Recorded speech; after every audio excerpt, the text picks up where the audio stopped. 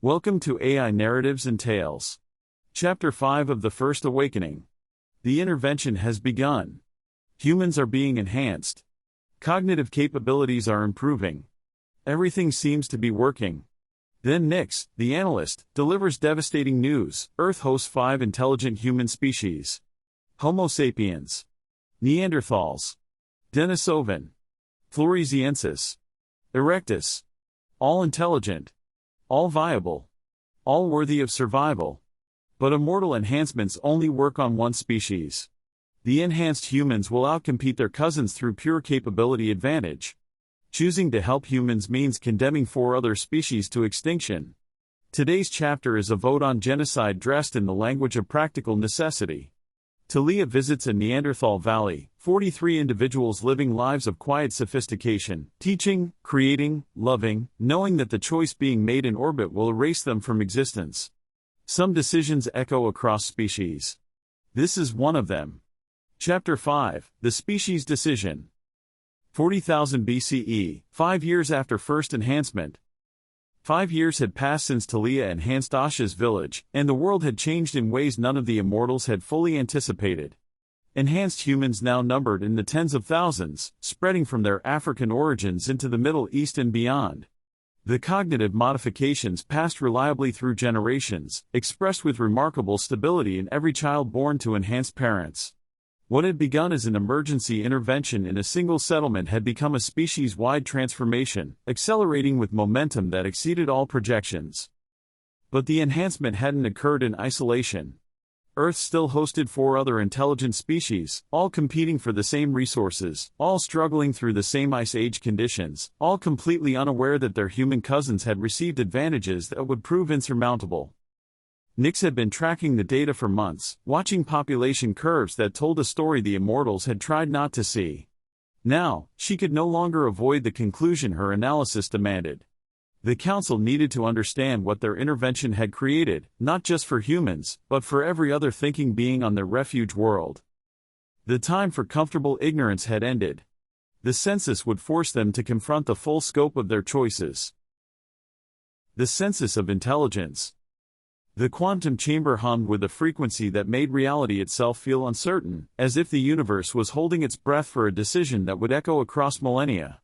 Nix stood at the chamber center, her silver hair drifting in currents of electromagnetic energy that painted shifting auroras across the curved walls. Her consciousness touched the holographic display surrounding her, and data materialized in 3-dimensional arrays that would have driven human minds to madness with their complexity. 5 intelligent species, she stated, her voice carrying across the council chamber where all 9 immortals had gathered. The words hung in the air like an executioner's blade, sharp and inevitable. 5 separate branches of human-like intelligence, all currently alive on Earth, all descended from common ancestors, all developing tools in language and culture. The hologram expanded, showing their blue-green refuge world rotating slowly, marked with colored indicators that pulse like heartbeats. Red markers, Homo sapiens, scattered primarily across Africa, beginning their expansion into the Middle East and Asia. The population is approximately 300,000. Enhanced by immortal intervention 5 years ago, though only Thalia, Nix, and Prometheus knew the full extent of what they'd done, highly adaptable, creative problem solvers, developing art and symbolic thinking at rates that exceeded all projections. Blue markers, Homo neanderthalensis, dominating Europe and Western Asia. The population is approximately 100,000. Physically robust, sophisticated toolmakers, rich cultural traditions, perfectly adapted for ice age conditions. Their brains were actually larger than human brains, specialized for spatial reasoning and pattern recognition, making them superior to humans in many cognitive tasks. Green markers, Homo Denisova, spread across Central and Eastern Asia, from Siberia to Southeast Asia. The population is approximately 50,000. High-altitude adaptations allowed them to thrive in mountain environments that killed other hominins. Sophisticated hunting strategies, evidence of interbreeding with both humans and Neanderthals in contact zones, and genetic variations that suggested remarkable adaptive capacity. Yellow markers, Homo floresiensis, isolated on Indonesian islands, particularly Flores. The population is approximately 10,000. Small-bodied, barely a meter tall, but with sophisticated tool use that demonstrated intelligence scaled to work with their diminutive frames. They'd successfully adapted to resource-limited island ecosystems, developing technologies and hunting strategies that enabled them to take down prey 10 times their size. Purple markers, Homo erectus, remnant populations scattered across Java and possibly mainland Asia. The population is approximately 5,000 and declining. The ancient lineage, the grandfather species from which all the others had descended. They'd controlled fire for over 1 million years, developed basic tools, and practiced endurance hunting that could run prey to exhaustion across impossible distances.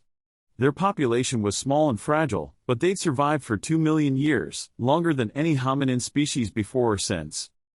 5 types of human-level intelligence, Nix continued, her dark eyes reflecting the holographic displays as if stars themselves burned in her gaze. Not one species with variations, but 5 genuinely distinct evolutionary experiments in thinking, tool-using, culture-creating beings. All of them are viable. All of them are intelligent. All of them are worthy of the term human by any meaningful definition we could construct. Thalia stood at the chamber's edge, as far from the central displays as the room's geometry allowed, her hands clenched so tightly that even her immortal flesh showed white at the knuckles. She'd known this presentation was coming, had helped Nix compile the data, in fact, but seeing it visualized with such clinical precision made her stomach twist with something approaching physical illness. Beside her, Zephyrus's presence was steady, grounding. He didn't touch her, that would have been inappropriate in formal counsel, but she could feel his consciousness brushing against hers through their quantum link, offering silent support that she desperately needed. Before we proceed to analysis, Nix said, her voice taking on a gentler quality that her colleagues recognized as the preface to difficult information, I believe we should understand what we're discussing, not as population statistics or genetic markers, but as living intelligences. I've compiled observational records from each species. With your permission, I'd like to share them. The holographic display shifted, and suddenly they were no longer looking at abstract data points but at living, breathing beings pursuing their brief existences across the face of their blue world. The grandfather's fire. The scene materialized with the clarity of immortal perception, a cave mouth overlooking a river valley in what would one day be Java, where the last population of Homo erectus maintained traditions older than mountains. An elderly male, his species aged differently than the younger hominins, their robust frames carrying them through decades that would have killed more gracile forms, tended a fire that his people claimed had burned without interruption for 3,000 generations. His hands, gnarled and scarred from a lifetime of maintaining the sacred flame, moved with practiced efficiency as he added wood in precise arrangements that spoke to a deep understanding of combustion dynamics. "This is Keeper of the Ancient Flame," Nix narrated, her consciousness touching each observer with the translator protocols that rendered the elder's clicking, guttural language comprehensible. He is the 127th in an unbroken line of firekeepers stretching back 2,000 years. His people don't just use fire, they have built their entire culture around its maintenance and meaning. The old Erectus spoke to a young female learning the sacred duty, his voice carrying harmonics that the younger hominin species had never developed. Fire is memory made light. Fire is the breath of ancestors. Fire connects us to the first who learned, back when the world was young and our people were new. He demonstrated the careful balance of fuel and air, the specific woods that burned hottest, and the techniques for preserving coals through rain and wind. But more than technique, he taught philosophy, the understanding that fire was more than a tool, it was the physical manifestation of knowledge passed down through impossible spans of time. "Their population is failing," Nix said quietly as the scene faded. "Climate change is eliminating their preferred habitats. Competition from younger species is pushing them into marginal territories. This firekeeper may be among the last of his kind. Within 5,000 years, Homo erectus, the most successful hominin species ever to exist, the baseline from which all others evolved, will be extinct." Through the quantum link, Thalia felt the weight of that statement settle over the assembled immortals like ash from a dying fire. The island hunters. The display shifted to tropical islands surrounded by azure seas, where Homo Floresiensis had carved out an existence that defied every expectation about intelligence and body size. 3 tiny hunters, none taller than a human child, but with the weathered faces and coordinated movements of experienced adults, stalked a stegodon twice the size of an elephant. The massive proboscidean grazed peacefully, unaware that its doom approached on feet that barely disturbed the jungle floor. "This is Swift Shadow, Clever Hands, and Silent Walker," Nyx provided, her analytical consciousness marveling at what the observation data revealed. Floresiensis hunting parties demonstrate tactical sophistication that exceeds their brain size by impossible margins. Watch. The three hunters moved with perfect coordination, their small size allowing them to navigate terrain impassable to larger predators. They had prepared the killing ground in advance, hidden pits covered with branches, sharpened stakes positioned at precise angles, escape routes blocked with barriers too subtle for the stegodon to notice. Swift Shadow whistled, a complex tonal pattern that carried tactical information compressed into sound. The other two responded instantly, adjusting their positions with the fluid coordination of a single organism thinking with three bodies. The stegodon moved exactly where they wanted, following the path of least resistance through vegetation the hunters had carefully shaped over days of preparation. When it stepped onto the concealed pit, its massive weight collapsed the covering, driving it down onto stakes positioned with geometric precision to strike vital organs. The kill was clean, efficient, and demonstrated planning capacity that required mental time travel, the ability to imagine future events and prepare for them in the present.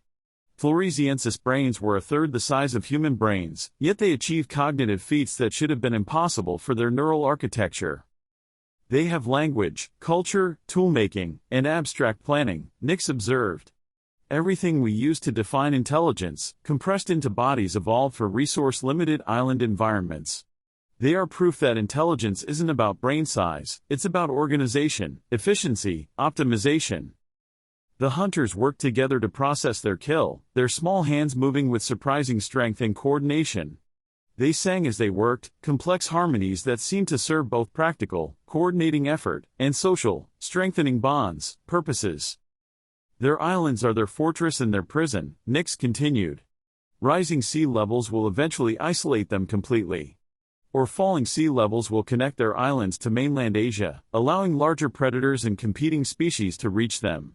Either scenario likely ends in extinction. 8,000 years, perhaps, before the last Floresiensis dies alone on a shrinking island, the final representative of a species that proved intelligence transcends physical limitations.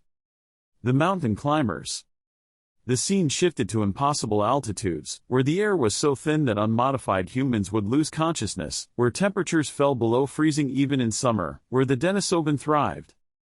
A female climber, her name translated roughly as she who touches clouds, scaled a cliff face that would challenge immortal mountaineers. Her hands and feet found purchase on rock features invisible to standard perception, her enhanced hemoglobin variants allowing her to process oxygen at altitudes that would kill her genetic cousins. She wasn't climbing for sport. She was hunting, pursuing mountain goats across terrain where a single misstep meant death, where the margin between success and catastrophe was measured in millimeters of handhold and split seconds of reaction time. Denisovan have adapted to high-altitude environments through genetic modifications that wouldn't be formally understood for 50,000 years, Nyx explained, highlighting the genetic data that accompanied the visual observation. Their hemoglobin, their metabolism, their neural processing, all optimized for conditions that represent environmental extremes for other hominins. She who touches clouds reached a ledge where her hunting party waited, 3 others, all showing the characteristic robust build and cold-adapted features of their species. They communicated through gestures and low vocalizations that carried clearly in the thin mountain air, coordinating a hunting strategy that would drive their prey toward waiting ambush points. But what caught the immortals' attention wasn't just the hunting prowess, it was the art. On the cliff face, protected from weather by a slight overhang, Denisovan artists had created paintings that depicted their high-altitude world with stunning accuracy. Mountain ranges rendered in perspective that suggested a genuine understanding of three-dimensional representation. Cloud patterns that captured meteorological phenomena with scientific precision. Star charts showing constellations visible only from extreme altitudes. They're documenting their unique perspective, Sophia observed, her educator's consciousness recognizing the significance. Creating a visual record of what it means to see the world from heights no other species can reach. That's not just intelligence, that's philosophical sophistication. They understand that their experience is unique and worth preserving. Sophia couldn't help explaining, even when she shouldn't, the partial intervention scenario would require calibrated medical support at 47 intervention points across 2,300 years, coordinating with natural immune system development while avoiding dependency cascades, which means understanding T-cell maturation. She caught herself, watching Nix's expression shift from patient to bemused. Teaching was involuntary, like breathing. Give her any topic and explanations flowed: pedagogical frameworks, learning progressions, conceptual scaffolding. Sometimes helpful. Often unnecessary. Always compulsive. The hunting party succeeded, bringing down 2 mountain goats with coordinated precision. As they processed the kill, they sang, deep, resonant vocalizations that echoed off the mountain peaks, carrying meaning through harmonic variations that other hominin species couldn't produce or perceive. 15,000 years, Nix said quietly. That's our projection for Denisovan extinction. Climate change will eliminate high-altitude refuges. Competition from enhanced humans will push them out of lower elevations. A species perfectly adapted to mountain environments will watch its environment disappear. The tool masters. Blue markers pulsed across Europe and Western Asia as the display focused on Neanderthal populations, the species closest to humans in capabilities, the most numerous of the non-human intelligences. This civilization had dominated Ice Age Europe for hundreds of thousands of years.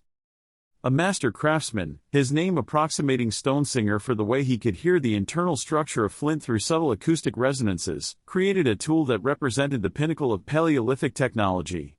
His hands, incredibly strong and precise, worked the stone with strokes so perfectly controlled that each flake removal followed predetermined patterns. But what stunned the observing immortals was the methodology. Stonesinger wasn't just napping through experience and tradition. He was experimenting. He had created a testing framework that involved multiple cores working with slightly different techniques, a systematic variation of striking angles and force, and careful observation of results. He was conducting materials science research, approaching toolmaking as an investigative process rather than an inherited craft. Neanderthals are innovators, Nix stated, her analytical consciousness processing the implications. They don't just preserve traditional techniques, they actively experiment to improve them. Their cognitive approach combines human-like creativity with methodological rigor that suggests scientific thinking. Stonesinger completed his tool, a blade so perfectly balanced and sharp that it could have served as a surgical instrument. He tested it on various materials, documenting performance through a notation system of marks on bone that appeared to be a primitive form of data recording. Around him, his community demonstrated similar sophistication, elders teaching medicinal plant knowledge with precision that rivaled immortal botanical databases. Hunters coordinated complex strategies through gestural language that encoded tactical information with remarkable efficiency. Artists created cave paintings that showed evidence of perspective, proportion, and symbolic representation. They have everything humans have, Thalia said softly, her medical consciousness cataloging Neanderthal capabilities with growing distress. Language, art, toolmaking, social organization, scientific methodology. They're not less intelligent than humans, they're differently intelligent. Their brains are larger, more specialized for spatial reasoning and pattern recognition. In pure cognitive capacity, they may actually exceed enhanced humans in specific domains. The scene shifted to a Neanderthal community gathering, where dozens of individuals from different groups met to exchange goods, share knowledge, and arrange partnerships that would strengthen genetic diversity. The social complexity was staggering, political negotiations conducted through elaborate gifting protocols, disputes resolved through structured debate rather than violence, alliances formed through careful assessment of mutual benefit. 12,000 years, Nix said, and the number landed like a death sentence. Enhanced humans will outcompete them in every shared ecological niche. Not through superior intelligence, through better networking, faster adaptation, enhanced social learning. Neanderthals will contract into isolated populations, genetic diversity will collapse, and the species will fade into extinction while superior in many individual capabilities to the species that replace them. The artists of meaning. Finally, the display focused on red markers scattered across Africa and beginning their expansion into Asia and Europe. Homo sapiens, enhanced by immortal intervention 5 years ago, developing capabilities that exceeded natural evolutionary trajectories, spreading with the inexorable momentum of a species that had been given unfair advantages. A young human woman, her name was Asha, and several immortals recognized her as one of Thalia's first enhancement subjects, painted on a cave wall with pigments that shouldn't have been available to Paleolithic communities. Her hands moved with the confidence of a master artist, creating images that transcended mere representation and approached accurate symbolic communication. But what she painted made the immortals lean forward with uncomfortable recognition. The images showed tall, luminous figures with proportions slightly wrong for humans, immortals, rendered with startling accuracy despite Asha having seen them only briefly and in poor light. These immortal figures were shown interacting with humans, touching their heads in gestures that clearly represented the cognitive enhancements. Around the immortal figures, Asha had painted symbols that appeared to represent concepts, knowledge, transformation, growth, and change. They remember, ether breathed, her chronicler's consciousness recognizing historical documentation when she saw it. They're recording an immortal intervention, creating a visual history of the moment their species was changed. Asha stepped back from her painting, examining it with a critical eye. She made minor adjustments, adding details that increased the accuracy of her immortal representations. Then she added something new, human figures shown in progression, becoming more complex, more sophisticated, more capable with each generation. She was painting evolution and documenting the moment when human development accelerated beyond natural parameters, creating evidence that would survive for 50,000 years, proof that something extraordinary had happened to her species. This is the difference, Nix said quietly, highlighting the cognitive patterns that distinguished enhanced humans from their hominin cousins. Not intelligence, they're all intelligent. Not creativity, they all create. Not even adaptation, they all adapt. The difference is abstraction. Enhanced humans don't just experience events, they create frameworks for understanding events. They don't just use tools, they theorize about tool using. They don't just live in the world, they create models of the world that let them predict and manipulate it. The display showed other enhanced human communities, hunters using mathematics to predict animal movements, healers developing systematic pharmacology, and astronomers creating star charts that suggested an understanding of celestial mechanics.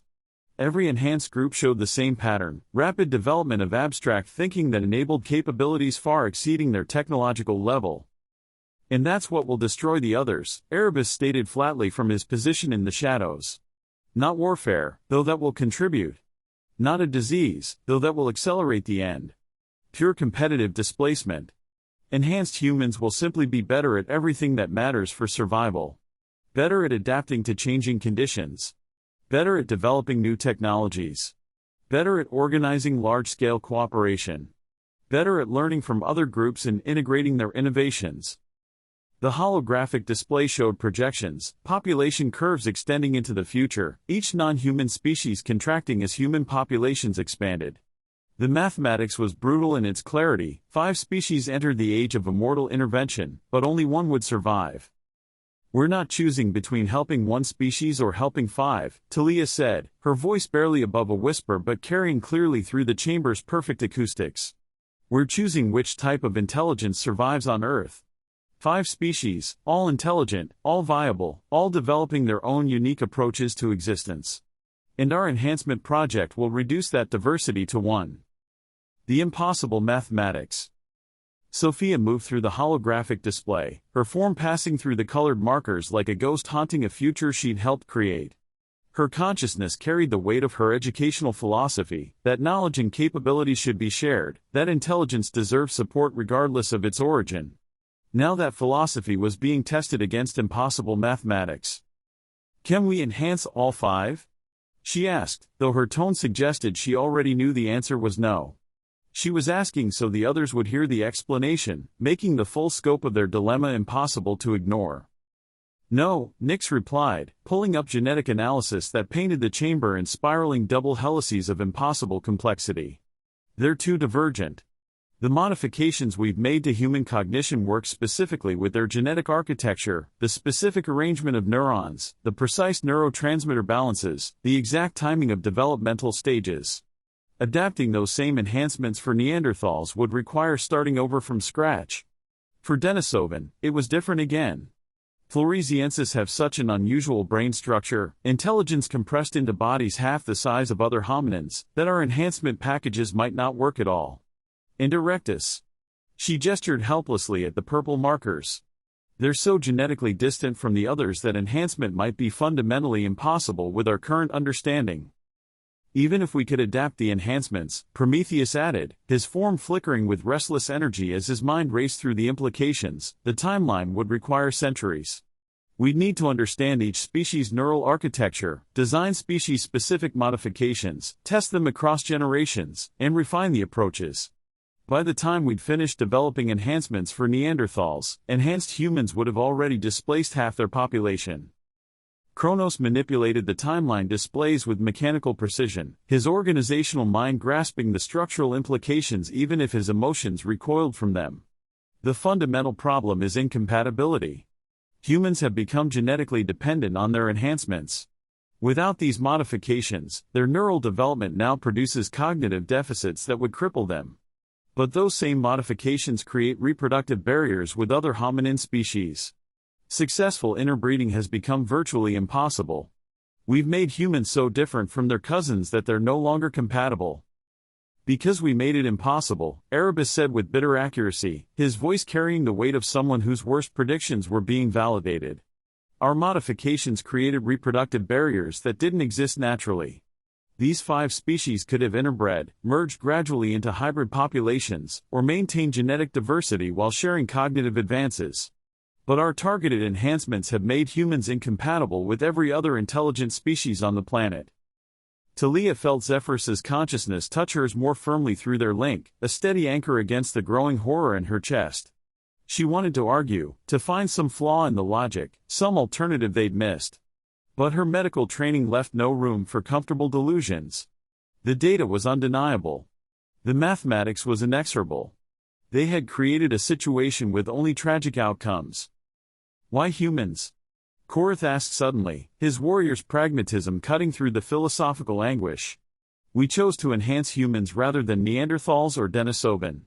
Was there actual reasoning, or did we just pick the species we encountered first? The question hung in the chamber's charged air like an accusation. Through the quantum link, Thalia felt an uncomfortable ripple of acknowledgement ripple through the immortal consciousnesses. The truth was that their choice had been somewhat arbitrary. Humans were concentrated in Africa, where the immortals had established their primary base, had been the species they'd studied most extensively, and had seemed to show slight advantages in social learning and adaptability. But were those advantages enough to justify condemning 4 other intelligent species to extinction? Neanderthals are physically superior, Korath observed, his combat analysis overlaying the holographic displays with biomechanical data. Stronger, more robust skeletal structure, better cold adaptation.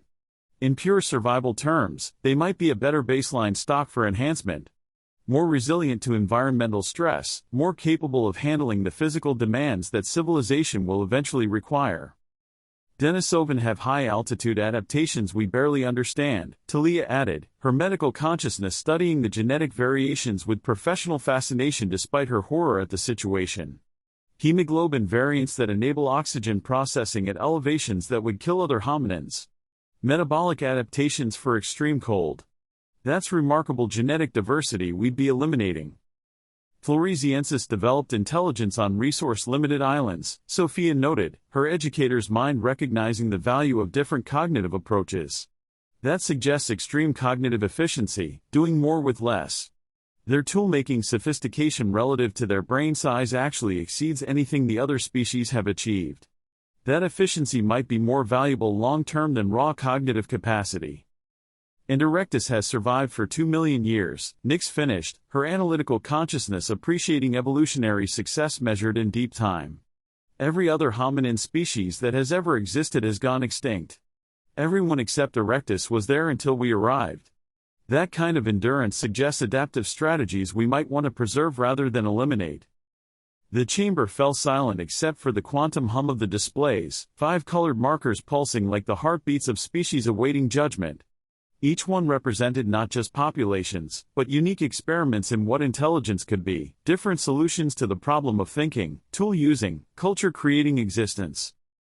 Prometheus paced the chamber's perimeter, his form leaving trails of light that suggested motion even when he held still. We enhanced humans because they were there. Because we knew them best. Because it was convenient. His voice carried unusual humility, the reckless gift-giver confronting the consequences of his impetuosity. Not because we'd carefully evaluated all 5 species and determined humans were objectively superior. Just because they were available. Which means we're about to commit genocide based on geographic convenience, Ether observed quietly, her chronicler's consciousness already documenting this moment for a history that would judge them across eternity. We'll doom 4 species to extinction because one of them happened to live in Africa, where we built our first base. The accusation was gentle but devastating. Through the quantum link, Thalia felt the collective weight of recognition settling over them all. They had made a choice, were still making a choice, that would reduce 5 types of human intelligence to 1. And that choice was being driven as much by accident and convenience as by careful analysis. We have to choose, Kronos said finally, his temporal calculations showing no alternative path that avoided extinction for someone. The enhancement has created competition. 5 enhanced species would war with each other for dominance. 5 unenhanced species will struggle with Ice Age conditions, we could help them survive.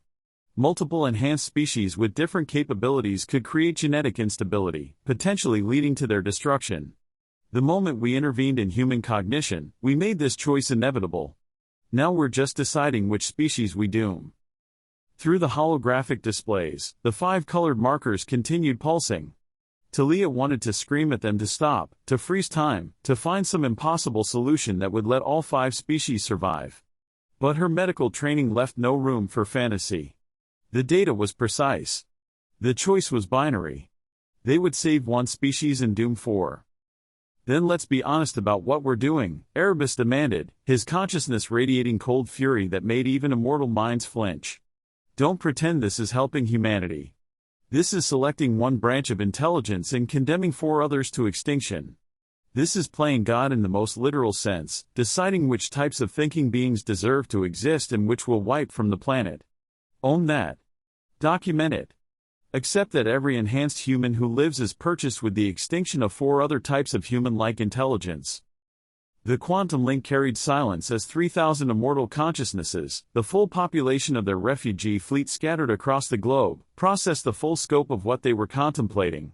Not just helping 1 species, but choosing which type of intelligence would inherit Earth. This process not only enables human civilization but also eliminates every alternative that evolution had produced over millions of years. Document it all, Thalia said finally, her voice barely audible but carrying certainty that made the quantum link resonate. 5 species. 5 types of intelligence. 5 evolutionary experiments in human-like existence. We choose 1, we doom 4. That's the truth of what we're doing.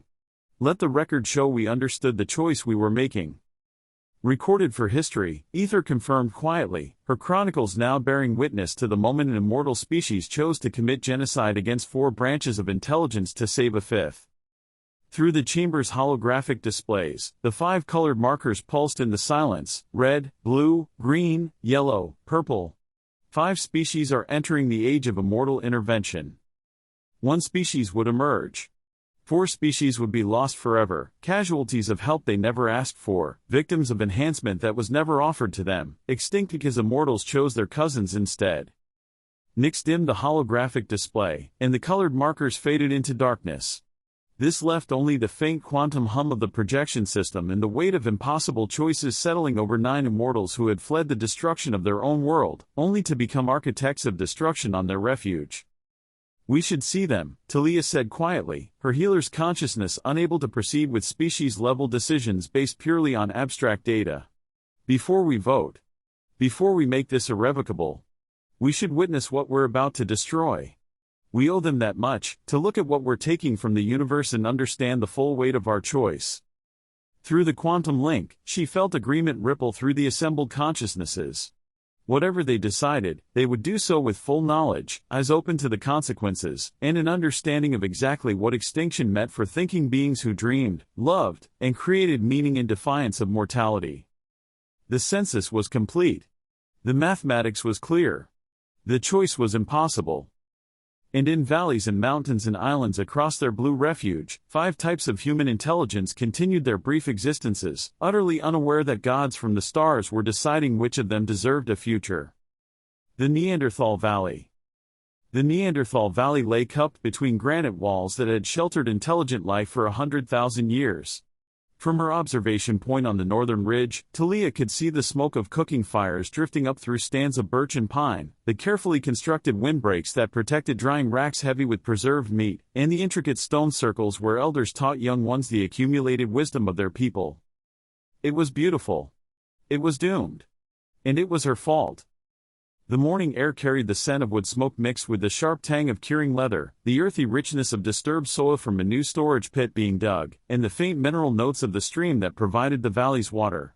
Thalia's enhanced senses catalogued every detail with painful precision: the texture of granite beneath her hand, rough and cold with pre-dawn chill, the faint vibration of voices carrying through stone, too low for human hearing but clear to her immortal perception, the subtle electromagnetic signatures of Neanderthal neural activity, different from human patterns but equally complex, equally alive, equally deserving of continued existence. Through her monitoring equipment, she watched a grandmother teaching her granddaughter the art of preparing medicinal herbs. The elder's name was something Thalia's translator rendered approximately as Reed Singer, a designation earned through lifetime mastery of identifying plants by the sounds they made when wind moved through their stems. Her granddaughter, perhaps 8 years old, watched with fierce concentration that made Thalia's heart ache. "This one," Reed Singer said in the complex clicking and vowel language of her people, holding up a cluster of dried roots, "stops bleeding when nothing else works. But too much stops the heart. You must learn the difference between healing and harming. They live in the same plant, separated only by knowledge." The girl, her name translated roughly as quick hands for her dexterity with delicate work, reached out to touch the roots with fingers that showed early signs of the robust bone structure that characterized her species. Her hands were already skilled beyond what human children could manage at equivalent ages, her fine motor control enhanced by neural pathways optimized for precise manipulation. "How do you know the right amount, grandmother?" Quick Hands asked, her voice carrying the particular harmonic quality of Neanderthal speech, sounds produced by vocal anatomy slightly different from human configuration. "Experience teaches, but understanding remembers," Reed Singer replied, her weathered face broad and strong, with prominent brow ridges that gave her eyes a depth human faces lacked, creasing with wisdom lines earned across 70 winters. 70 winters. Thalia's medical scans had confirmed the astonishing age. This woman had survived longer than any human currently alive, her robust physiology and sophisticated medical knowledge combining to defy mortality rates that claimed most beings by their 5th decade. "My grandmother taught me," Reed Singer continued, her hands moving through the sorting process with practiced efficiency. Her grandmother taught her. Back and back through all the grandmothers to the first grandmother who learned from watching, from trying, from remembering what worked and what killed. That chain of teaching connects us to the first people who learned these valley secrets. Quick Hands nodded solemnly, understanding even at 8 years old that she was receiving more than information, she was accepting responsibility for preserving knowledge that represented thousands of generations of accumulated wisdom. The weight of that inheritance showed in her serious expression, in the way she committed every gesture and word to her exceptional memory. Thalia's throat tightened. That chain of teaching would break within 30 centuries. The accumulated knowledge of 100,000 years of Neanderthal medical practice, botanical understanding, and environmental wisdom, all of it would die with the last grandmother who had no granddaughter to teach. "Beautiful, isn't it?" Zephyrus said quietly, materializing beside her on the ridge. His presence was warm against the morning chill, solid and comforting in a way that made Thalia realize how much she'd come to depend on his steady support over the past years. The transmission of knowledge across generations. The patient teaching of complex skills. It's remarkably similar to how our own civilization preserved learning. "It's going to end," Thalia whispered, her voice breaking despite a mortal composure that should have prevented such displays of emotion. "Every bit of it. Gone." Zephyrus's hand settled on her shoulder, the touch gentle but firm, grounding her in the present moment. Through their quantum link, she felt his consciousness, not offering false comfort or empty reassurance, but simply sharing the weight of what they were witnessing. He understood. He always understood. "The census showed Neanderthal populations declining by 3% annually," he said quietly, his architect's mind unable to avoid calculating the mathematics of extinction even as his emotions recoiled from the implications. "Humans are moving into their territories from the south and east. competition for game animals, for shelter sites, and for the best tool-making stone sources. The enhanced humans are just better at everything. Because we made them better, Thalia said, her medical consciousness tracking the bitter irony. Our enhancements created advantages that make peaceful coexistence impossible. Every enhanced human child born is another step toward Neanderthal extinction. Below in the valley, Quick Hands was now practicing the sorting technique herself, her small hands moving with precision that would have impressed immortal medical technicians. Reed Singer watched with the particular expression grandmothers of any intelligent species wore when seeing their knowledge successfully transmitted, pride mixed with relief, the satisfaction of having contributed to continuity that would outlast individual mortality. Except it wouldn't outlast. Not this time. Far Seeker's journey. There's a male down there I've been monitoring, Thalia continued, pulling up biographical data on her equipment's display. His name translates to something like Far Seeker. He's a scout, travels weeks at a time through the mountains, mapping migration routes for game animals, finding new flint sources, monitoring weather patterns by reading clouds and wind, and observing animal behavior. He's 27 years old, brilliant at spatial reasoning, capable of holding mental maps of territory that would challenge our computational systems. Show me, Zephyrus requested, his architect's consciousness always interested in spatial processing and environmental awareness. Thalia adjusted her display, and they watched as Far Seeker prepared for a scouting expedition that would take him 200 kilometers through mountain terrain that would kill unmodified humans within days. He was checking his gear with methodical precision that spoke to years of experience surviving in conditions that demanded perfection. His traveling pack contained innovations that wouldn't appear in human technology for millennia, layered clothing that created insulating air pockets, fire-starting materials sealed against moisture in waterproof bark containers, concentrated food that maximized nutrition per unit weight. But more impressive than his gear was his preparation ritual. Far Seeker stood at the valley's eastern edge, eyes closed, and began reciting. Not prayers, Thalia's linguistic analysis confirmed these were geographical descriptions. He was mentally rehearsing his entire route, naming every significant landmark, water source, shelter location, and dangerous crossing. His phenomenal spatial memory was constructing a complete three-dimensional map of the territory he'd traveled only once before, 3 years ago. The high pass where stone teeth pierce clouds, he murmured in his people's clicking language. Water flows east toward sunrise, west toward sunset. Safe crossing at the twin boulders shaped like sleeping bears. Avoid the cliff face where ice never melts, the stone breaks without warning. He continued for nearly an hour, describing a route so complex that Thalia's equipment struggled to track all the reference points. This wasn't simple memorization, it was active mental construction, building a navigational framework that would guide him through unmapped wilderness using only his extraordinary spatial processing capabilities. When he finally opened his eyes, he touched his forehead in what appeared to be a gesture of respect toward the mountains, then set off with the ground-eating stride of someone who could walk 50 kilometers in a day through terrain that would exhaust most beings after 10. Follow him, Zephyrus suggested quietly. I want to see what Neanderthal spatial reasoning can accomplish without technological aids. Over the next 3 days, they observed Far Seeker's journey through their monitoring systems, watching as he navigated obstacles that would have turned back even experienced enhanced human scouts. He crossed a glacier field by reading subtle color variations in the ice that indicated safe versus dangerously thin areas, pattern recognition so refined it approached precognition. He found a mountain pass obscured by recent snowfall by analyzing wind patterns and snowdrift formations, which helped him reconstruct the underlying terrain from surface features.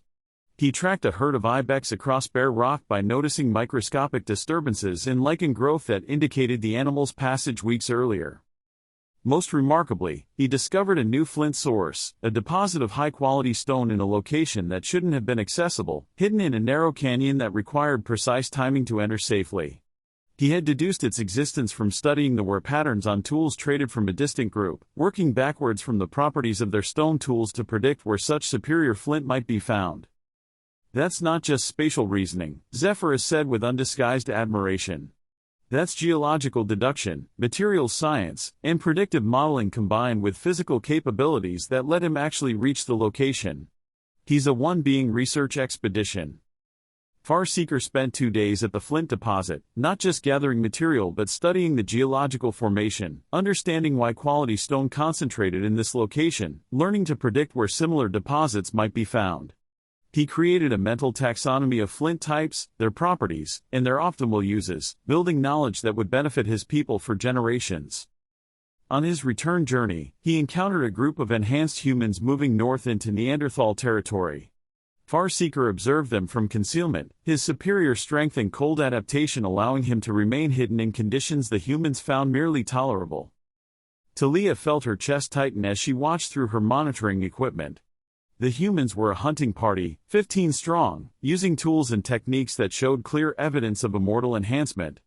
They moved with coordination that suggested advanced social organization, communicated with linguistic sophistication beyond their technological level, and demonstrated planning capabilities that enabled them to thrive in a territory that should have been marginal for their species. They were better than they should be. And that advantage came from her modifications. Farseeker watched them for hours, his analytical mind assessing the threat they represented. Thalia could see him noticing details, the humans' efficient tool use, their coordinated hunting strategies, their ability to process complex information quickly. He was conducting the same competitive analysis the immortals had performed, reaching the same inevitable conclusion: enhanced humans would outcompete Neanderthals in shared territories. When he finally returned to his valley 3 weeks after departure, he carried not just flint and geographical knowledge but a warning. Thalia watched as he reported to the valley's elders, describing the humans he'd observed with the precise detail his enhanced memory permitted. "They are different from the wanderers from the south we have traded with before," he told the assembled elders, his clicking language carrying undertones of concern. "They move like us, think like us, but there are more of them, and they spread faster. The hunting territories we have held for 5,000 generations may not remain ours for 5 more." The elders listened with the gravity of leaders who understood that the world was changing in ways beyond their control. They asked questions that demonstrated sophisticated strategic thinking. Could the valley be defended? Should they seek an alliance with the newcomers? Was migration to more remote territories viable? Farseeker answered each question with the precision of someone who had spent weeks thinking through scenarios. His analysis was sound, his recommendations practical, his assessment of the threat accurate. He was doing everything right. It wouldn't matter. The mathematics of competitive displacement was inexorable. The mountain people. "We should see the others too," Zephyrus said quietly, reading Thalia's distress through their quantum link. "If we're condemning 4 species, we should witness what each represents. Not just Neanderthals." Thalia nodded, unable to speak past the tightness in her throat. With a thought, she shifted their observation focus to a Denisovan settlement high in the mountains of Central Asia, where the air was so thin that unenhanced humans would lose consciousness within minutes. The settlement clung to a cliff face at an altitude that seemed impossible for permanent habitation. 23 individuals lived here, an extended family group that had occupied this location for 7 generations, developing cultural adaptations to extreme altitude that bordered on the miraculous. A young female was teaching children how to read weather patterns by observing cloud formations visible only from these heights. Her name was approximated as She Who Sees Tomorrow due to her uncanny ability to predict storm days in advance. "The white birds that ride the high wind tell us when cold breath is coming," she explained, pointing to barely visible specks thousands of meters above them, birds that flew at altitudes even Denisovan couldn't reach. "When they fly toward sunrise, warmth follows. When they fly toward sunset, cold breath brings snow death." The children listened with the focused attention of students learning survival skills, but Thalia's monitoring equipment revealed something more profound. The children were learning pattern recognition at scales that exceeded normal hominin perception. They correlated bird movements, cloud formations, air pressure variations, and temperature gradients into predictive models that would allow humans, with modern instruments, to replicate these natural phenomena. "They're developing meteorology through pure observation," Thalia said, her medical consciousness analyzing the cognitive capabilities required. "No instruments, no systematic data collection, just enhanced pattern recognition and generational knowledge accumulation. Their brains process environmental information at scales most species never perceive." She Who Sees Tomorrow demonstrated her prediction method, having the children practice reading subtle atmospheric signs. A slight change in wind direction, barely perceptible. a particular quality of light refracting through high-altitude ice crystals. The sound of distant rockfall indicates temperature-driven stone fracturing. Each tiny detail contributed to a holistic understanding of weather systems. Tomorrow the cold breath will carry snow death, she predicted with absolute certainty. We must prepare the high shelters and bring the valley families to safe rock before sunset. The community mobilized with practiced efficiency, everyone understanding their role in the survival protocol. They secured supplies, reinforced shelters, and brought extended family members from lower elevations to the protected high caves that had sheltered their ancestors through countless storms. She who sees tomorrow's prediction proved accurate. 18 hours later, a blizzard hit that would have killed anyone caught in the open. But the Denisovan weathered it in their prepared shelters, continuing their lives with minimal disruption, adapting to conditions that represented catastrophic environmental extremes for other species. 15,000 years, Thalia said quietly, watching the community emerge from their shelters once the storm passed, resuming their altitude-adapted existence as if killer blizzards were merely temporary inconveniences. That's how long they have. Then climate change eliminates their high-altitude refuges, and enhanced humans occupy the lower elevations where they might otherwise retreat. Through her monitoring equipment, she watched She Who Sees Tomorrow return to teaching. She helped the children understand not just what had happened but why, building their predictive models. This ensured the next generation would be even better at reading the patterns that meant life or death at these altitudes. Knowledge that would die with the last Denisovan, who had no students to teach. The weight of understanding. Thalia sat on the ridge overlooking the Neanderthal valley as the sun climbed higher, trying to process the weight of what she was witnessing. Zephyrus remained beside her, his solid presence an anchor against the tide of grief threatening to overwhelm her healer's composure. I keep trying to find alternatives, she said finally, her voice barely above a whisper. Some way to help them all. Some modifications that would let multiple enhanced species coexist. Some timeline where we don't have to choose. And? Zephyrus prompted gently. And the mathematics is inexorable, Thalia replied, her medical training forcing her to confront reality without comfortable delusions. The enhancements create competitive advantages that make coexistence impossible. Multiple enhanced species would war for dominance, creating catastrophic conflict. Multiple unenhanced species will struggle with environmental challenges, and we could help them overcome them. The moment we enhanced humans, we made this choice inevitable. She pulled up her medical records, showing Zephyrus the genetic analysis of enhanced humans, the modification she had implemented 5 years ago, now expressed across thousands of individuals and passing down through generations with remarkable stability. The neural enhancements are hereditary, she explained, highlighting the relevant genetic markers.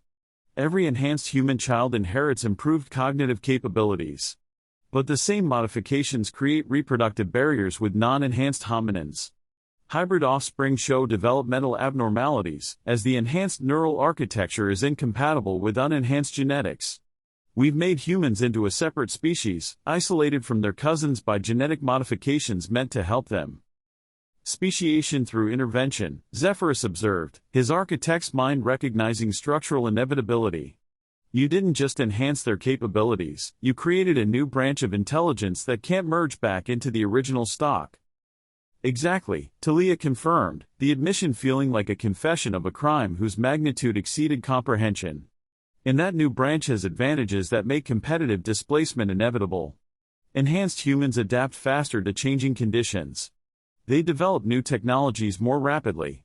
They coordinate large-scale cooperation more effectively. They learn from other groups and integrate innovations with unprecedented efficiency. She showed him population projections, mathematical models tracking the expansion of enhanced human populations and the corresponding contraction of every other hominin species. The curves were brutally clear. Within 12,000 years, Neanderthals would be extinct. Within 15,000 years, Denisovan would be gone. The other species would fall even faster. Every enhanced human child born, Thalia said, her voice carrying the weight of species-level arithmetic, represents resource competition that pushes Neanderthals toward extinction. Every innovation that enhances human development widens the capability gap. Every generation of successful enhanced human reproduction means one less generation for their genetic cousins. Through the valley below, she could see the Neanderthal community going about their daily lives, completely unaware that their entire species had been condemned by genetic modifications made to their competitors. Reed Singer was still teaching quick hands herbal medicine. Farseeker had returned from his mountain journey with new knowledge that would benefit his people for generations they wouldn't live to see. Craftsmen were creating tools that represented the pinnacle of Paleolithic technology, innovations that would be rendered obsolete by enhanced human capabilities. I saved Asha's village, Thalia said quietly. I prevented one community from being destroyed by knowledge they couldn't handle. And in doing so, I doomed 4 entire species to extinction. The mathematics of intervention: every life saved creates deaths elsewhere in the system. Every advantage given creates disadvantages for everyone competing for the same resources. That's not your fault alone, Zephyrus said, his consciousness firm despite the gentle delivery. Prometheus's unauthorized contact created the crisis. The council voted to intervene. Every immortal who supported enhancement shares responsibility for the consequences. But I'm the one who implemented the modifications, Thalia replied, her healer's training demanding she accept full responsibility for medical interventions and their outcomes. I'm the one with the genetic knowledge who could have refused. I'm the one who knew the risks and proceeded anyway because I couldn't bear to watch humans suffer from preventable causes. She pulled up her personal logs, 5 years of medical observations documenting enhanced human development, tracking the modifications as they expressed across populations, measuring the success rates and beneficial outcomes. Every entry was a small victory, a prevented death, an enabled capability, a reduction in suffering. Every entry was also a nail in the coffin of 4 other species. I can show you exactly which children survived because of the enhancements, Thalia said, her perfect, immortal memory retrieving specific cases. This girl, whose improved immune system fought off an infection that would have killed her. This boy, whose enhanced pattern recognition let him avoid a predator. This infant, whose modified neural development prevented developmental deficits that would have crippled him. But you can't show me the Neanderthal children who will never be born because enhanced humans occupied territories their ancestors would have settled, Zephyrus finished. The Denisovan families who won't exist because climate change eliminates their refuges, while enhanced humans thrive in changing conditions. The invisible deaths created by successful intervention elsewhere. Exactly, Thalia whispered. The arithmetic of extinction: every success here creates failures there. Every life saved costs lives that will never exist. I wanted to be a healer, to reduce suffering, to help vulnerable populations survive and thrive. Instead, I've become an architect of genocide, killing 4 species to save a 5th. They sat in silence for long minutes, watching the Neanderthal valley's daily rhythms continue below. Smoke rose from cooking fires. Children played in the stream under watchful adult supervision. Elders sat in the morning sun, sharing stories and preserving knowledge that would die with them. Farseeker was already planning his next expedition, his spatial genius preparing to map territories his descendants would never inherit. Everyday life, carrying the weight of doom, none of them could perceive. We should go, Zephyrus said finally, though his reluctance matched Thalia's own.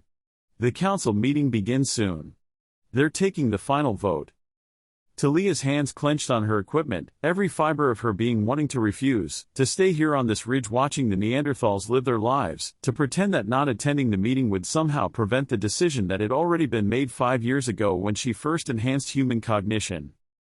But she was the one who had created this situation. She was the one whose healing touch had poisoned 4 species to save a 5th. She didn't get to hide from the consequences. Coming, she said quietly, taking one last look at the valley. At Reed Singer, teaching quick hands. At Farseeker, he planned impossible journeys through mountains that would outlast his species. At 43 individuals living lives of quiet intelligence and dignity, completely unaware they belonged to a species with no future. She committed every detail to her perfect, immortal memory. When the last Neanderthal died and their species became an archaeological mystery, she would remember. She would carry the weight of what this valley had contained, what humanity had lost, what immortal intervention had cost. Some knowledge, she was learning, was worse than ignorance. The burden of seeing clearly what was being destroyed was a price immortality exacted without mercy. But it was a price she would pay, because the alternative, choosing blindness, would be a greater betrayal of the species she had condemned through the very act of helping their competitors. The sun had reached its zenith when they were finally transported back to the ship. Behind them, in a valley cupped between ancient granite walls, the Neanderthals continued their lives, completely unaware that immortal refugees in orbit above them were preparing to vote on whether those lives would have any descendants to inherit the knowledge being preserved with such care. The age of consequences had arrived. And Thalia, who had wanted only to heal, would carry the weight of species-level extinction for the rest of her eternal existence. The Council Chamber. The Council Chamber felt too large for 9 immortals, its harmonious architecture designed for the 3,000 who had escaped their dying home world now mockingly empty. Thalia sat beside Zephyrus, drawing strength from his solid presence, grateful for the subtle way his consciousness remained linked to hers through the quantum network. Zephyrus examined the council chamber with an architect's inability not to assess structure, ceiling span adequate for current occupancy, but expansion beyond 9 attendees would require additional support columns at 3.7-meter intervals. Ventilation patterns suggested 3 natural thermal circulation cells that could be optimized by repositioning the eastern panels. Floor load-bearing capacity exceeded requirements by 340%.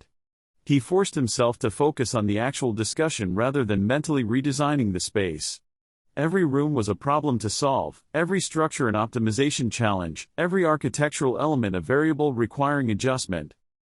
Nick stood at the chamber center, surrounded by holographic displays showing 5 colored markers: red, blue, green, yellow, purple, each representing an intelligent species awaiting judgment. "The analysis is complete," Nick stated, her clinical tone failing to mask the weight of what she was presenting. "We can enhance one species successfully. Attempting multiple enhancements will fail due to genetic incompatibility and timeline constraints. No enhancement means all 5 species struggle through Ice Age conditions without assistance. The mathematics is unambiguous. We choose one, or we choose none. Choosing none means natural selection proceeds without further interference," Erebus observed from his position at the chamber's edge. "Yes, populations will suffer. Yes, some communities will fail. But evolutionary diversity would be preserved.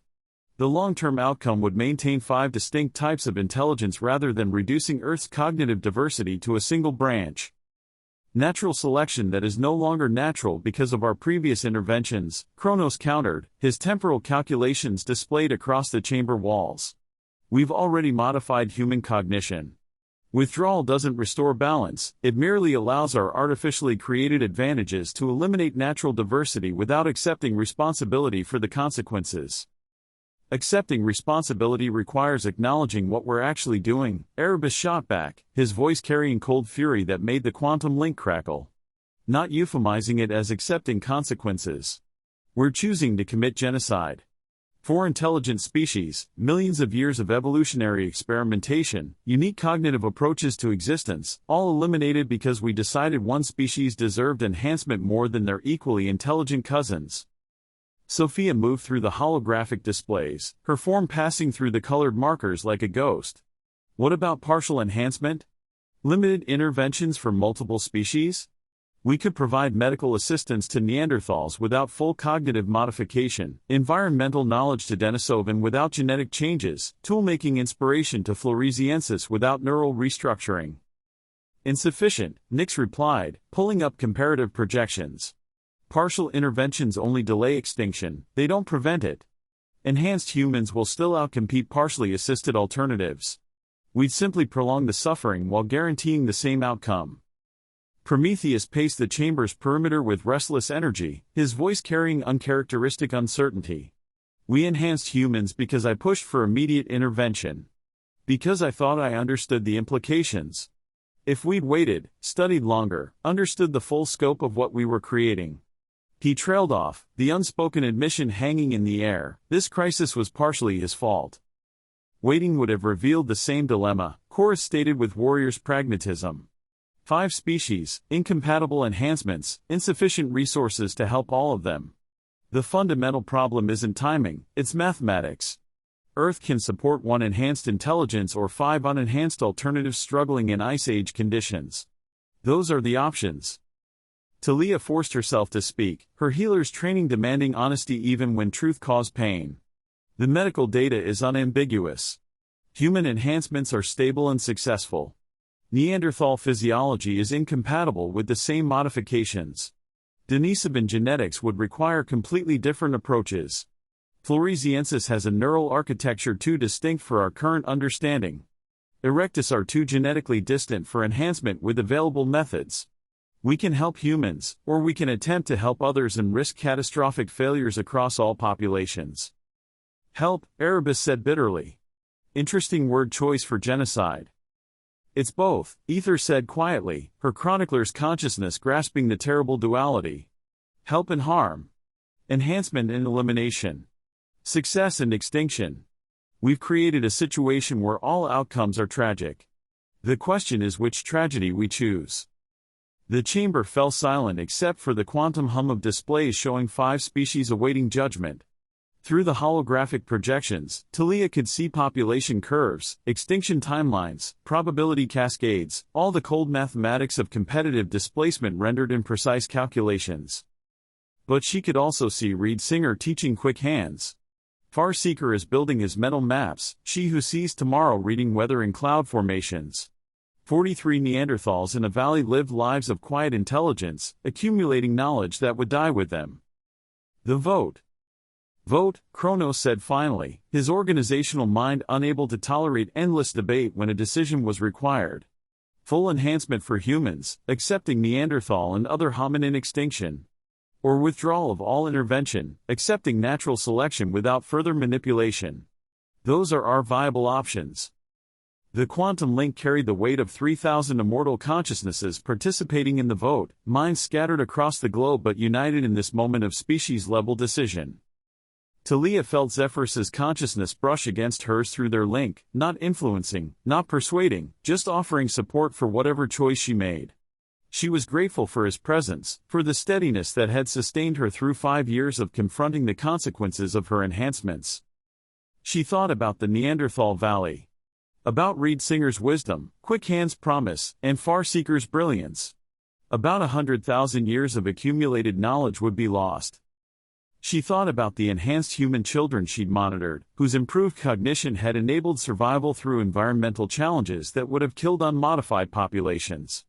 About communities that had flourished because immortal intervention had given them advantages their ancestors never possessed.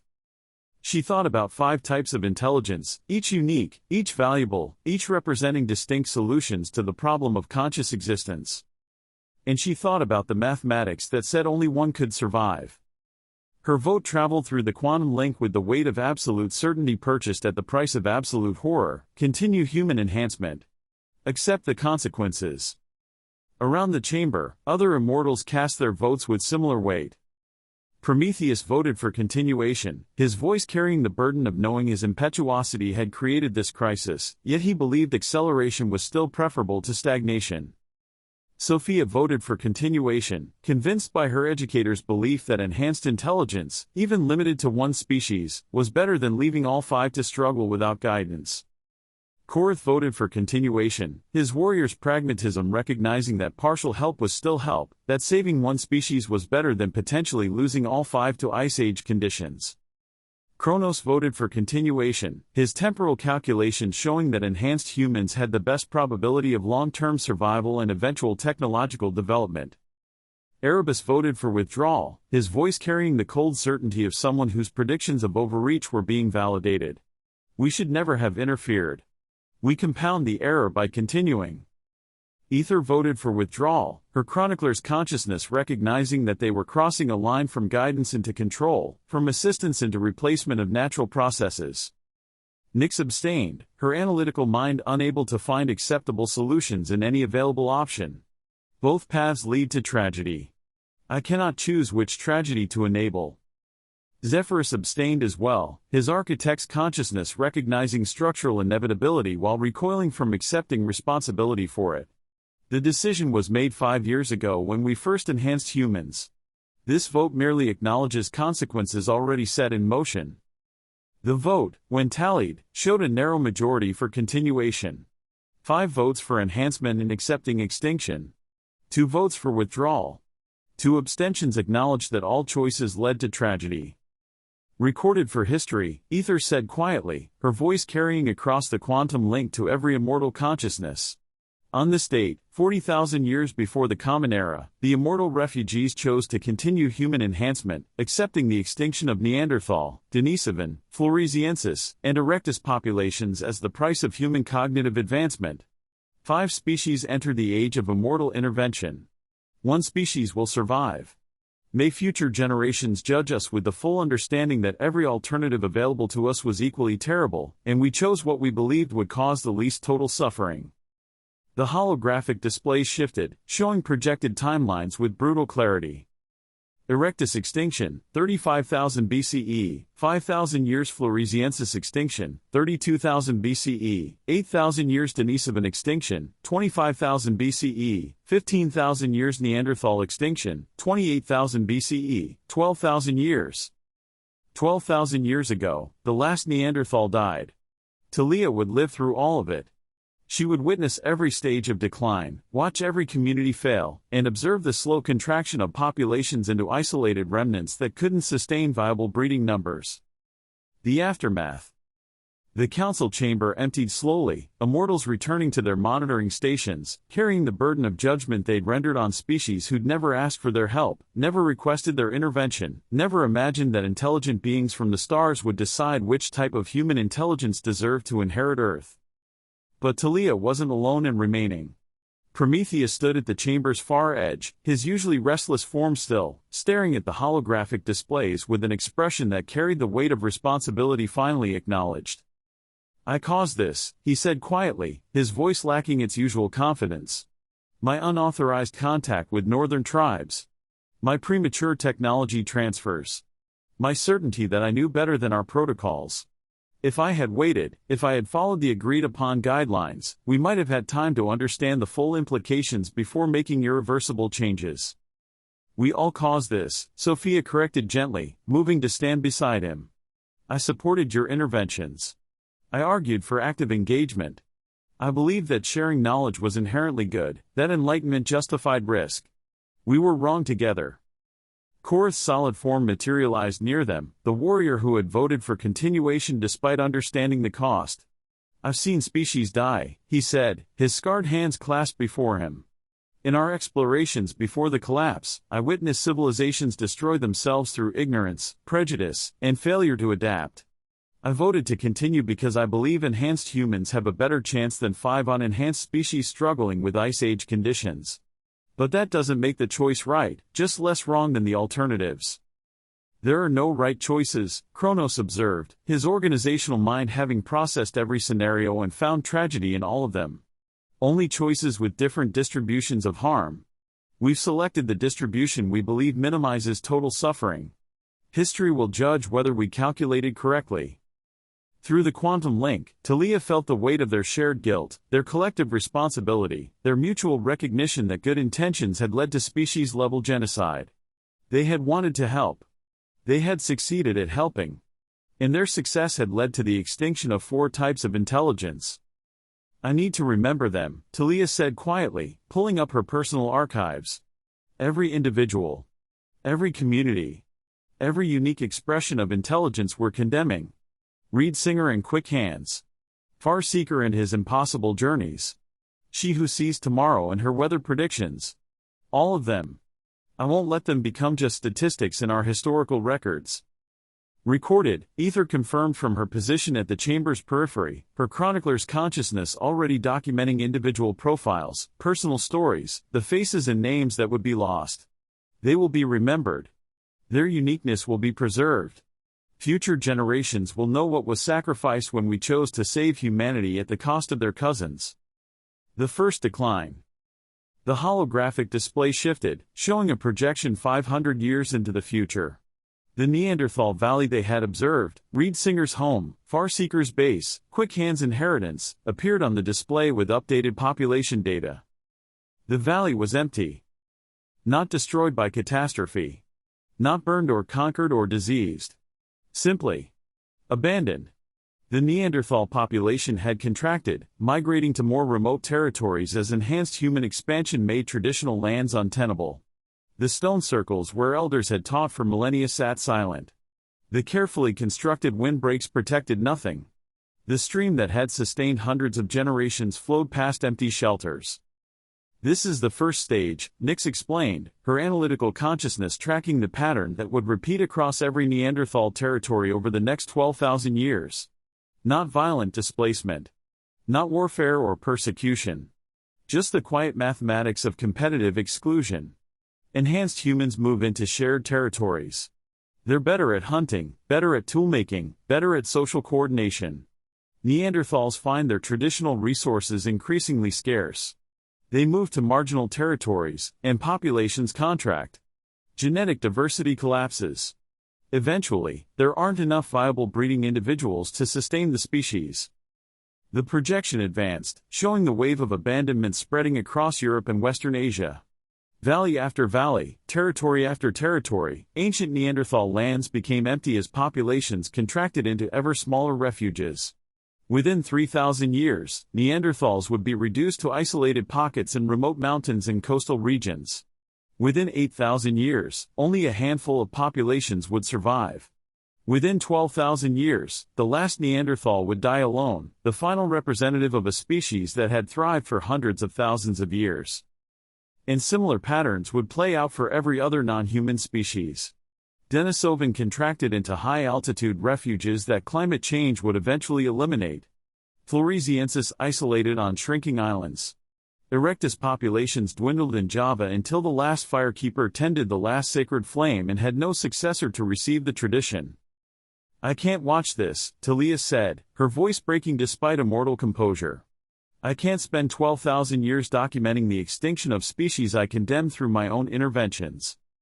"You must," Erebus said, not unkindly.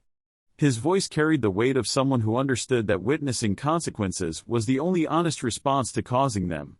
"We all must. This is the price of intervention, not just making decisions, but living with them and watching what our choices create. Bearing witness to the suffering our help caused. If we turn away, if we refuse to see, then we're not just executioners, we're cowards." Thalia wanted to argue, to reject the burden, to find some way to escape the weight of species-level responsibility. But her healer's training demanded she confront the full consequences of her medical interventions, track outcomes with unflinching accuracy, and accept responsibility for harm caused even through well-intentioned treatment. "I'll watch," she said finally, the commitment feeling like accepting a sentence that would last millennia. "I'll document every stage of decline. I'll remember every lost population. I'll carry the weight of what my enhancements cost the world." "We'll watch together," Zephyrus said quietly, his hand settling on her shoulder with the steadiness that had sustained her through 5 years of impossible choices. "You're not alone in this burden. We share the responsibility. We share the witness. We share the grief." Around the chamber, the other immortals nodded their agreement. Whatever they had voted, however they had justified their choices, they would all bear witness to the consequences. They would watch as 5 species became one, as diversity collapsed into homogeneity, as evolutionary experiments millions of years old ended because immortal refugees had tried to help. The legacy. Thalia remained in the chamber long after the others had departed, staring at the holographic displays showing 5 colored markers pulsing like heartbeats. Red for the humans she'd saved. Blue for the Neanderthals she doomed. Green, yellow, purple for the other cousins who would die because she'd chosen one species over all alternatives. Zephyrus stayed with her, his presence steady, offering silent support that somehow made the grief more bearable. "Reed Singer and quick hands," Thalia whispered finally. "Farseeker and his companions. She who sees tomorrow and her weather predictions. All the Neanderthals in that valley, all the Denisovan in their mountains, all the Floresiensis on their islands, all the ancient Erectus hanging on in Java. They're going to die because I was good at genetic modification. Because I succeeded at enhancement. Because I was capable of changing one species in ways that doomed 4 others." "You were capable," Zephyrus agreed quietly, his consciousness carrying neither judgment nor absolution, just acknowledgement of truth. "And you chose. And now you'll carry that choice. We all will. It's the price of intervention, not just accepting success, but accepting all the consequences success creates, including the ones that destroy what we never intended to harm." Through the holographic displays, the 5 colored markers continued pulsing. 5 species are entering the age of immortal intervention. 1 species would emerge. 4 species would be lost forever. And the immortals would carry the weight of that arithmetic for the rest of eternity, the first of many impossible choices that would teach them the cost of playing God with species they'd come to save. The age of consequences had claimed its first victims. It would not be the last. Below in the Neanderthal valley, the sun set on another day of ordinary life. Reed Singer continued teaching quick hands the accumulated wisdom of 100,000 years of botanical knowledge. Farseeker planned his next expedition into mountain ranges his descendants would never inherit. Craftsmen created tools representing the pinnacle of their species' capabilities. Children played in the stream, laughing with the universal joy of young intelligence discovering the world. They had no idea that in orbit above them, immortal refugees had just voted to ensure their species would have no future. They had no idea that the help given to their human cousins would prove to be their doom. They had no idea that every enhanced human child born was another step toward Neanderthal extinction. They simply lived, as all intelligent beings must, creating meaning in the face of mortality, building knowledge despite knowing death was inevitable, loving and teaching, and dreaming despite the specific knowledge that individual existence was temporary. They were beautiful. They were doomed. And the immortals who had sealed their fate would remember them forever, carrying the burden of unnecessary extinction for the rest of eternity. The decision was made. The species was chosen. The consequences would unfold across 12,000 years of slow decline, contraction, and final extinction. And Thalia, who had wanted only to heal, would watch it all, documenting every stage of the dying, bearing witness to what her successful intervention had cost the world. Some cures, she was learning, were worse than the disease. Some help caused more harm than abandonment. Some healing touch poisoned everything it didn't directly save. The mathematics of intervention were brutal and unyielding. Every life saved created deaths elsewhere in the system. Every advantage given created disadvantages for everyone competing for the same resources. Every choice to help one meant choosing to harm others. She would carry that arithmetic for the rest of her eternal existence, counting the lives saved against the species destroyed, measuring the benefits enabled against the diversity lost, trying to calculate the moral mathematics of intervention in a universe that offered no perfect solutions, only choices and consequences echoing across millennia. The holographic displays finally dimmed, leaving Thalia and Zephyrus alone in the darkness with the weight of species-level responsibility settling over them like the ashes of a dying world. Outside the ship, the blue planet continued its ancient rotation, carrying millions of intelligent minds through their daily cycles of birth and death, creation and destruction, hope and despair. 5 types of human intelligence pursue their brief existences, utterly unaware that gods from the stars had decided only one type deserved a future. The age of guidance had become the age of genocide. And the immortals would carry that burden for the rest of their eternal existence, the price of playing God with species they'd come to save. The vote is counted. Homo sapiens will be enhanced. The others will fade. Neanderthals. Denisovan. Floresiensis. Erectus. 4 species with millions of years of evolutionary history. 4 types of intelligence that will vanish within 5,000 years. Not through violence. Through competitive displacement. Enhanced humans will simply outcompete their cousins until nothing remains but fossils and genetic traces. Thalia visited in Neanderthal Valley. 43 individuals living lives of quiet sophistication. She watched them teach, create, and love. She knows the vote she cast will erase them from existence. Some choices can't be undone. Some consequences can't be avoided. And some guilt never fades, even across 50,000 years. In Chapter 6, implementation begins. The first monuments rise. The first infrastructure is built. And the first evidence accumulates that will someday reveal everything. That's Chapter 5 of the First Awakening. Heavy chapter. How are you processing it? Comments are open. This is AI Narratives and Tales. The monuments rise in Chapter 6.